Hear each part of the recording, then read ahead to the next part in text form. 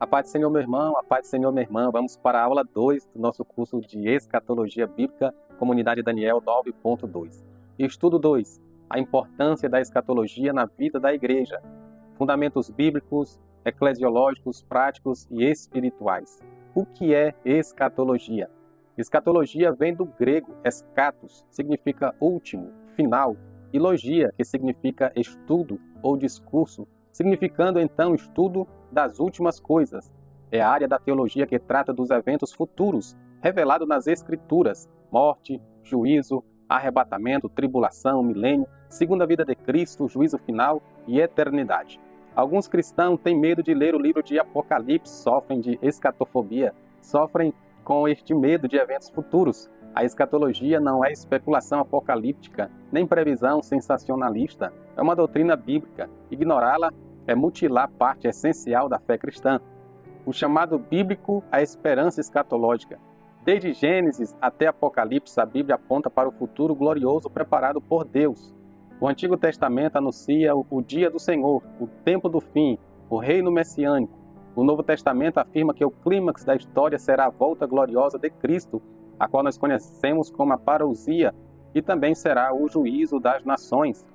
A Bíblia diz em Tito, capítulo 2, versículo 13, aguardando a bem-aventurada esperança e o aparecimento da glória do nosso grande Deus e Salvador Jesus Cristo. A escatologia é, portanto, a doutrina da esperança. A igreja não vive pelo que vê, mas pelo que espera, a manifestação do reino de Deus. A escatologia como combustível espiritual da igreja. A doutrina das últimas coisas purifica a vida da igreja. Primeira carta de João, capítulo 3, versículo 3. Qualquer que nele tenha essa esperança, purifica a si mesmo, como ele é puro. A doutrina das últimas coisas incentiva a vigilância e a santidade. Mateus, capítulo 25, versículo 13. Vigiai, pois, porque não sabeis nem o dia e nem a hora. A doutrina das últimas coisas impulsiona a evangelização. Mateus, capítulo 24, versículo 14. E este evangelho do reino será pregado em todo o mundo, em testemunho a todas as nações, e então virá o fim. Mateus capítulo 24, versículo 14. A doutrina das últimas coisas consola em meio à dor. 1 Tessalonicenses capítulo 4, versículo 18. Consolem uns aos outros com estas palavras. Após descrever o arrebatamento, o apóstolo Paulo deixou esta máxima acerca da importância da doutrina das últimas coisas. O perigo de uma igreja sem escatologia. Uma igreja que não estuda escatologia perde a urgência espiritual. Vive como se o mundo fosse seu destino final. E nós não somos daqui. Nós somos cidadãos dos céus. Iremos para a Nova Jerusalém, onde o nosso Senhor nos aguarda. A Bíblia diz em João capítulo 14, do versículo 1 ao versículo 3, o próprio Jesus afirmando: não se turbe os vossos corações, credes em Deus, credes também em mim. Na casa de meu pai há muitas moradas, se não fosse assim eu vos teria dito. Irei vos preparar lugar, e quando eu for e vos preparar lugar, virei outra vez. E quando eu vier, vos levarei para mim mesmo, para onde quer que eu esteja, estejais vós também. Bendito seja o nome do Senhor. Uma igreja que não estuda a escatologia enfraquece sua esperança eterna. Torna-se presa fácil de heresias apocalípticas, se acomoda no presente, ignora o futuro glorioso. A escatologia posiciona a igreja no tempo profético de Deus e a prepara para o encontro glorioso com Cristo. Lemos a palavra de Deus aqui em 1 Tessalonicenses, capítulo 5, versículo 1 ao 9. Mas, irmãos, acerca dos tempos e das estações, não é necessário que eu vos escreva, porque vós mesmos sabeis muito bem que o dia do Senhor virá como ladrão de noite. Pois que quando disserem a paz e segurança, então lhes sobrevirá repentina destruição, como as dores de parto àquela que está grávida, e de modo algum escaparão. Mas vós, irmãos, já não estáis em trevas para que aquele dia vos surpreenda como ladrão.